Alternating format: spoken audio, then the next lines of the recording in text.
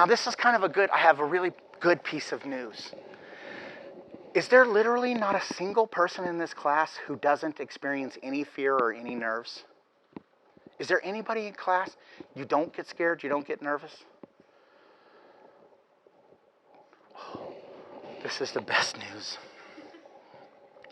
Usually in a class this size, I will get 1 to 2 people on average. It's been a long time since I've had a class where nobody says, I don't get nervous. The people that don't get nervous, and I had to give a warning to a student before, if in my history I have 1 to 2 students on average in each class, all right? I do 5 of these a semester, so we're talking 10 a year, right? So we do this over a five-year period. I got 50-some students then that have done this. 40 of those 50 students are the students that fail. Remember when I told you it's highly unlikely that you're going to fail? That is true. That is true, I promise you. Except for the student who says they don't have any fear. In that demographic, 80% of the time they fail. Even after I give them a warning and say, you're in the demographic that usually fails, and here's why. They think that good public speaking is a matter of how they feel internally. They think the idea of it is that what I'm supposed to do as a public speaker is get comfortable, and once I'm comfortable, I'm good. That is not true. That's a lie. I have no interest in you being comfortable as a public speaker. In fact, it's about one of the worst things that could happen to you. What I want you to do is be good. I want you to have clear structure. I want you to have a good topic. I want you to have good vocal variety, nice eye contact, control of your body, control of your gestures and movements. That, the external stuff, is what makes you a good public speaker, not how you feel internally. No one can measure how you feel internally. We only see what you exhibit externally, right? And most of the stuff that you go through internally is stuff that we're not privy to at all. Do any of you have any idea that I have dry mouth right now? A little bit, because I'm close to you, right? All right? Happens for the front row a little bit, and maybe you can even hear it in my S's and things sometimes. But for the most part, none of you know what's going on with my body. All right? And then I have a little quick fix here. So I just do this. And then I feel much better. All right? So what kind of nerves do you have? Do you get really, really flushed on your neck? And are you embarrassed by that? Then wear some, high collared shirt that day. Are you somebody who gets really, really shaky? Well, then don't hold your paper the entire time, because then the paper acts like a drum. All right? Are you somebody who gets thirsty, you get dry mouth, and have a little bit of liquid up here with you? Okay, so you need to know what kind of nervous you are and then plan to fix that kind of nervous. And then just accept that some of the nervous that you have people don't know about. For instance, I usually will get this one.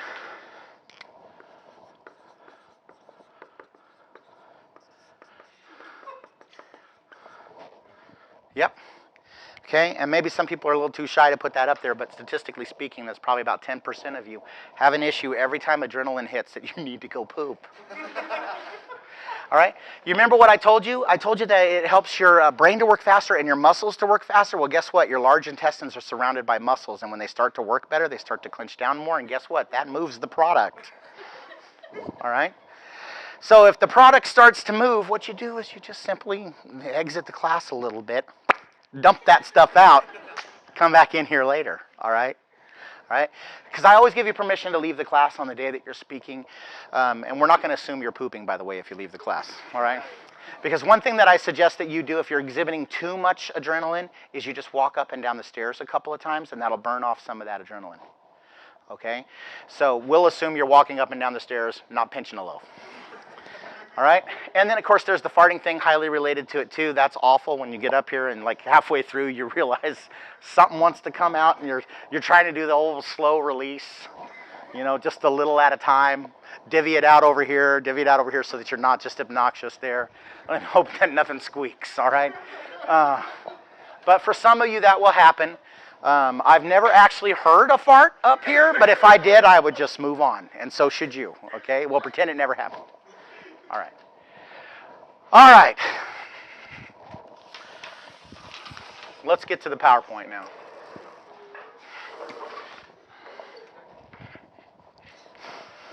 Now I've given you a new fear, huh? Yeah. Just get out there, stretch. It'll be fine.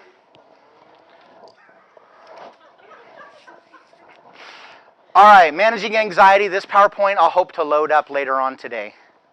All right, so here's the formal portion of things.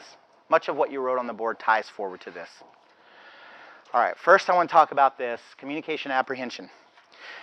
There are two different kinds of CAs, communication apprehensions. There's the trait kind and there's the state kind. The trait kind tends to be people that are nervous about communicating across a wide variety of contexts. So even asking mom, could you get an extra gallon of milk, makes you nervous. Calling up your best friend and saying, do you want to come over tonight and watch a movie, makes you nervous. All right, so most of you, I can tell, are not in this category because we've done enough group work that I can see you interacting with one another. I keep an eye out during our first, meet and greet, and when I do group work, for the student who engages with people like this and doesn't say much, because there's other stuff that's going on in that situation, and that student may be in the trait communication apprehension, and those students can also have success. But I don't think currently we have a student that is in that category. Okay, so even that student can have success, but there's just some new obstacles for them to overcome. Most of you have state communication apprehension, and the particular state that makes you nervous is the public speaking anxiety. You get nervous about public speaking. All right, so that's different. It's the most common kind of communication apprehension, public speaking anxiety. All right, so you've got that more than likely, and I'm glad you have it. Because most of the time, your fear is going to drive you to work. And that's the key to pretty much anything in life. If you work hard enough, you can get it done. All right? So that's all I need you to do is just a little bit scared and then do something positive with that fear. All right. So first off, let's start here. The fact that you're scared, and one of the lessons we're supposed to glean from all this stuff written on the board is, welcome to the human race. You are human. All right? The things that you're experiencing and the things that you're scared of are the things that your neighbors are experiencing and the things that they're scared of. You're just a human being. Okay? You're not a freak. There's nothing abnormal about you. Okay? And here's the lesson that I would really love for you to trust me on. It's a very, very good thing that you're experiencing those nerves, particularly because what we're really experiencing is a boost of adrenaline. And we interpret those as nerves, but really it's adrenaline that's helping us to do better. Okay, so studies have shown if you get, and the term that's used down here is level of arousal. This is not a sex ed class. What I mean by level of arousal is how much adrenaline you're getting. Okay, it's a little unfortunate that that's on there. All right, so if you have a low level of adrenaline on here, then it typically means that you're also going to have a low level of performance. If you don't get any adrenaline, you tend to not perform well. If you get too much adrenaline to the point that you're like really, really shaking like this, I have, on a rare occasion, I'll have students that will just break down crying.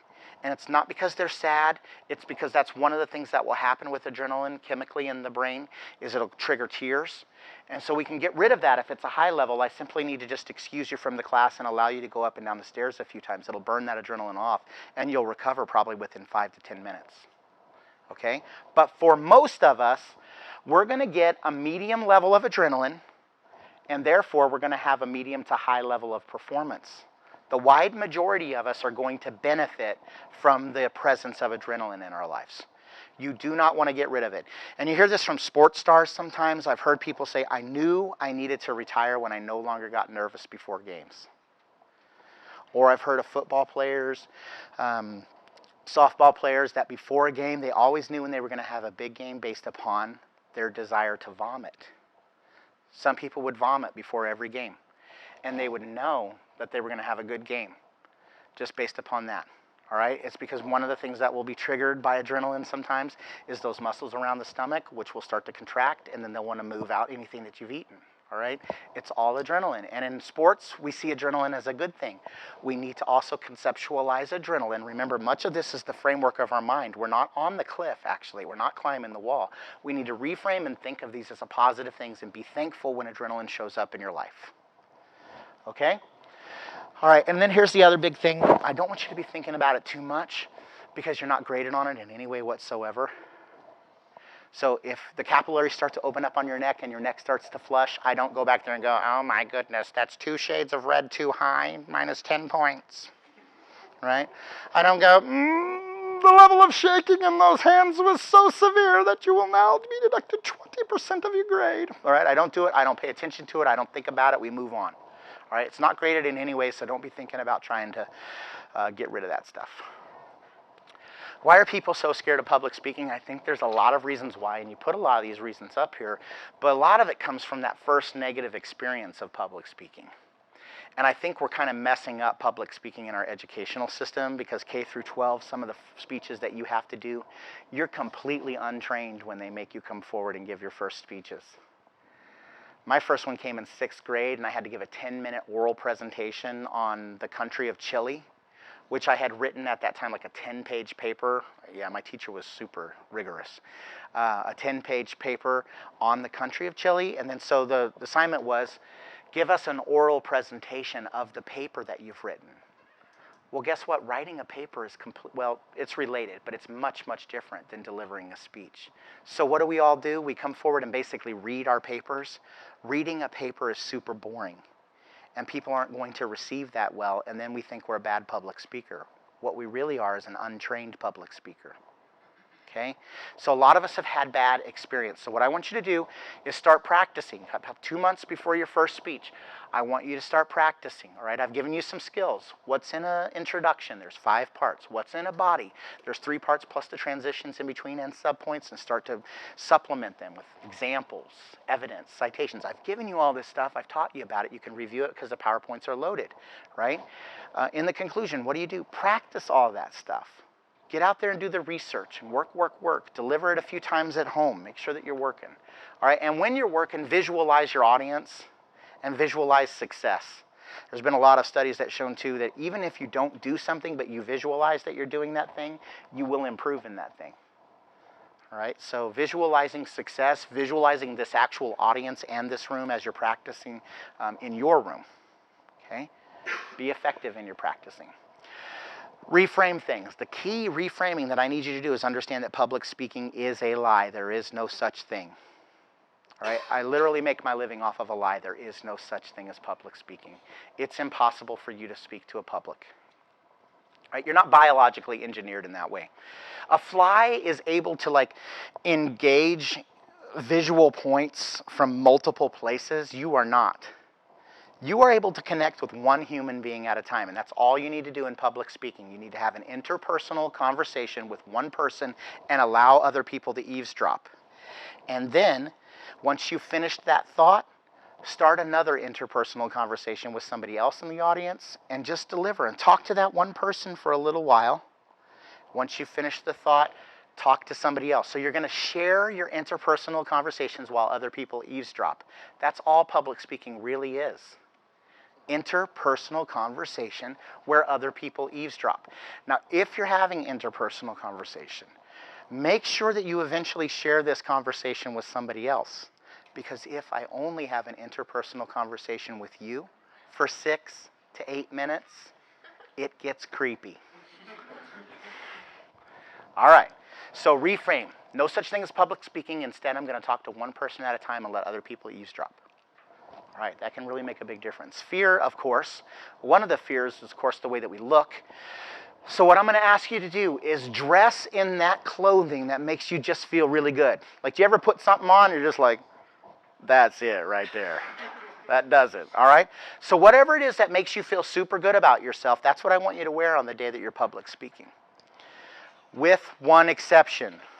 With one exception. If the thing that makes you feel super, super good also concurrently allows your body parts to pop out, rethink your outfit. All right? So, you can layer that, if it makes you feel really, really good, that's okay, as long as there's some layer underneath it. All right? So dress up in the way that you feel good, so long as it's appropriate. Have better tapes. The nicest people that I know are always so nice to other people, but they're so rough on themselves. I want you to stop that. I want you to start playing better tapes. You do not have to be perfect, all right? You're not perfect. But that doesn't mean you have to beat yourself up. While you're planning your speech, I don't want you to sit there and say, oh no, that's totally stupid. No one's going to like that. They're going to be bored to death. That's a really, really bad tape. You wouldn't say that to other people. Don't say it to yourself. Treat yourself with respect. Play better tapes. okay? And then rewrite your sentences. Some people up here put, they're going to fail, right? That's not true. You are going to make mistakes, okay? Rewrite your sentences. Be more realistic about the things that are going to happen. You are not going to poop your pants. You may fart, all right? Rewrite these things. Don't go to the very, very, very bad thing. Go to someplace in the middle. Question?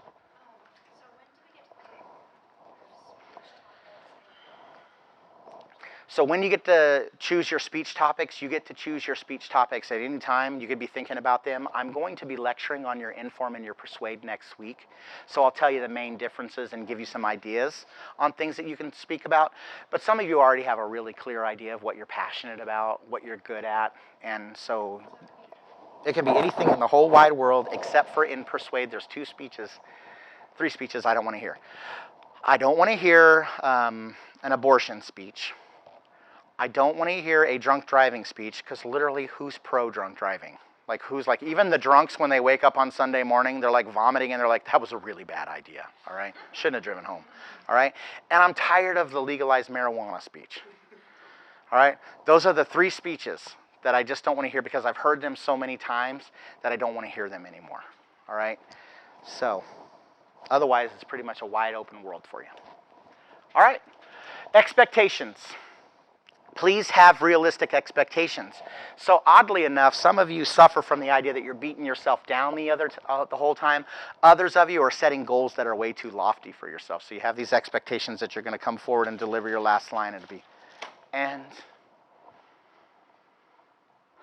pink is purple. And then you expect people to be like,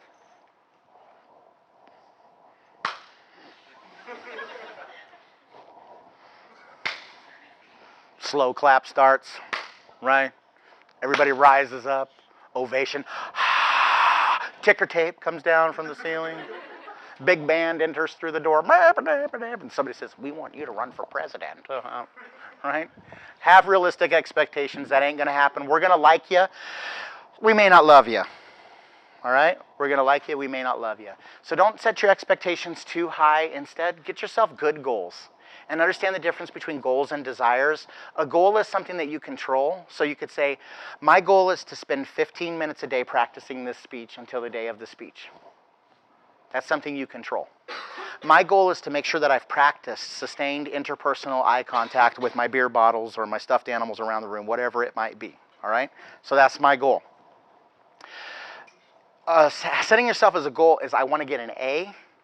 Not a good goal. You don't control that. I'll be in the back of the room moving my pencil and I'll be giving you a grade. I control your grade. But what you do is you control the steps that might achieve that grade, right?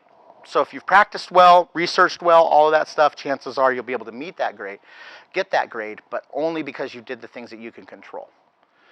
All right, have positive self-talk, be nice to yourself. When you're exiting, I want to make sure that you're not denigrating yourself the whole way, like I totally blew it as you're exiting. All right, be nice to yourself as you're preparing, be nice to yourself as you're performing. So understand that adrenaline is there.